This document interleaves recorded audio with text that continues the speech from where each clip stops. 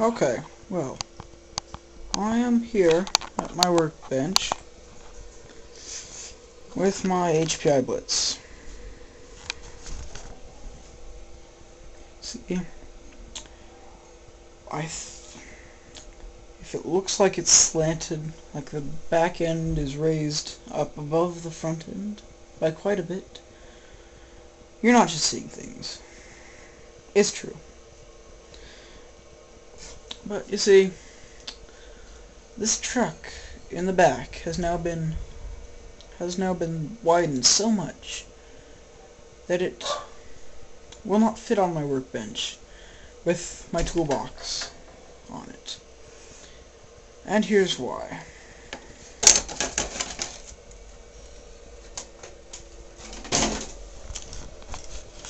Boom. Dualies. Yeah. Wasn't that hard. Got some... Let's see. Where's their seat?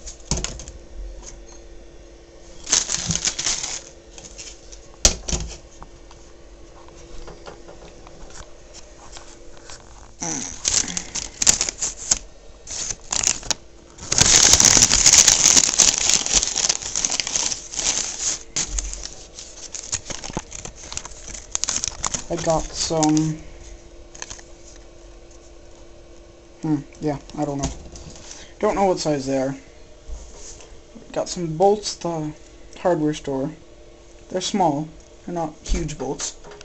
Just enough to go through there and long enough to go through both of them with a bit of excess. Got some matching nuts. They're not lock nuts, but you know, they work fine. And then just bolted them together. I did not drill a hole in the center of them like if you watch DJ Maddox's channel on how he did his dualies for his trail truck. I did not do this here because, I mean, I wanted to keep the red rings on the outside, the red beadlock style rings on the outside. These are actual genuine beadlocks on the outside. They're not on the inside, but whatever. Then right here, this is a Traxxas Summit 16 scale wheel, red beadlock style ring right there too. Wanted to keep that on the outside to make it look nice and uniform. Looks good. But, so what I had to do was, I had to put this inside tire on here. And then, after I would have been fine drilling a hole in this one, but not this one, because this is my good wheel. Put the inside wheel on first. And then, I put one bolt through. I had to use a washer though, since it was the stock HPI Blitz wheels. Had to make a washer out of something, not sure. Scrap plastic, basically. Just drilled a hole in it. And then put that through there. Put this outside wheel on. And then take a screwdriver. This is all being done from the bottom side because there's room to get a screwdriver in. It's all with the truck upside down, of course.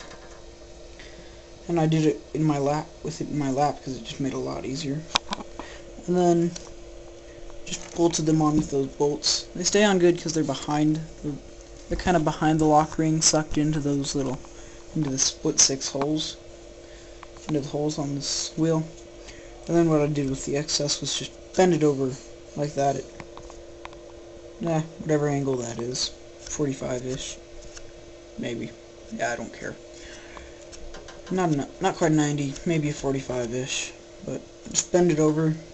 So that way when I'm going off trail, like off the path, off the trail, yeah, and one wheel gets locked up, the other wheel just keeps spinning, and if it doesn't have anything really to grab onto, since these aren't off-road tires, they're short course tires, of course, just these will most likely catch on some rocks. I went over some not huge rocks, not uber small rocks though, and these caught fairly well when one wheel got locked up. So yeah, works pretty good. I would actually recommend this if you're not doing like racing stuff. If you're just doing bashing and you're wanting speed, durability, and great braking. Because I mean, I found that this pretty much. And yeah, I put the Traxxas connectors on here, but I'm not sure that made a huge difference because I'm using the same battery I've always been using. and it wasn't even at half, and it was barely at half full, so. And then it seemed to almost double my acceleration. It increased my speed quite a bit, it felt like, and it looked like when I was driving it. And then it definitely increased my braking. And then, I mean, I can't really say anything about the handling so far, because, I mean, yeah, they make it a little bit bulkier in the back and kind of make it almost like you're driving, make it like you've got a limited slip diff back there. But that's partially, I'd say that's mainly, yeah, it's partially attributed to having double the tire per each side, double the surface contact. But it's definitely attributed to these tires too, because these are basically slick. These are slick, even though they have knobs on them, they're slick. And then, when you're trying to turn, you have to slow down quite a bit for these wheels. Because, I mean, when I'm going full out, I noticed, and I tried to turn, the wheels just kind of slid across the pavement. It turned a little bit, but not much. But, yeah. Tomorrow I'll probably get a video of this thing running and all that up. So, yeah. That's it for now.